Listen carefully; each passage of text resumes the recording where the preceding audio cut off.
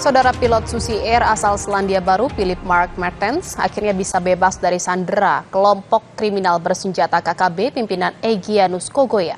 Pilot Susi Air itu akhirnya mendapat kebebasan setelah disandera selama 19 bulan.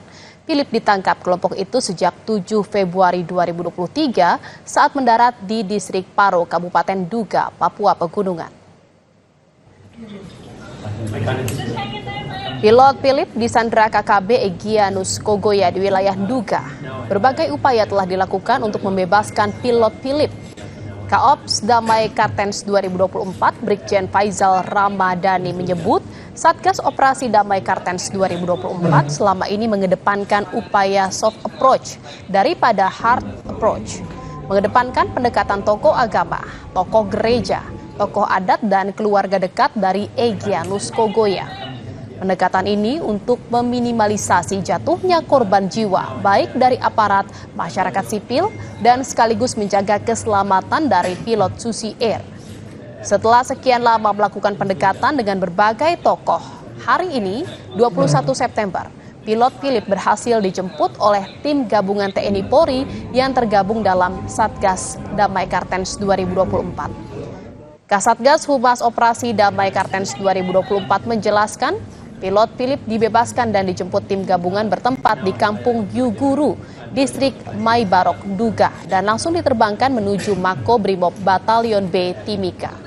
Selanjutnya, pilot Philip dilakukan mitigasi medis sekaligus memastikan kondisi psikologis pilot Philip.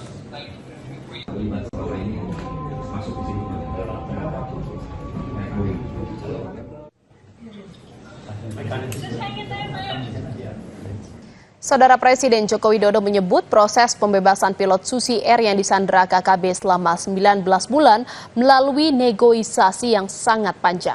Keselamatan pilot yang disandera menjadi prioritas utama. Dengan proses negosiasi yang sangat panjang dan kesabaran kita untuk tidak melakukan dengan represif, sehingga yang kita prioritaskan adalah keselamatan dari pilot yang disandera. Hingga proses panjang yang telah dilakukan oleh TNI dan Polri, saya kira sangat bagus. Saya sangat mengapresiasi dan nanti ini akan dibawa dari Yaguru ke rumah sakit terlebih dahulu untuk dicek kesehatannya, sehingga setelah itu akan diterbangkan.